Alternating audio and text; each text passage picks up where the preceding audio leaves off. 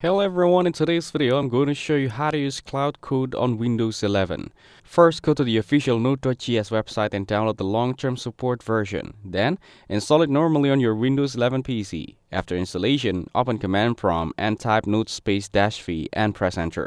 Then, type npm space -v and press enter. If a version number appears, Node.js is installed correctly and ready to use. Next, install Claude Code using the official command from Anthropic. After installation, type cloud space -- version and press enter. If a version number appears, it means Cloud is installed correctly and ready to use. Now go to the Anthropic console and create a new API key or copy an existing one.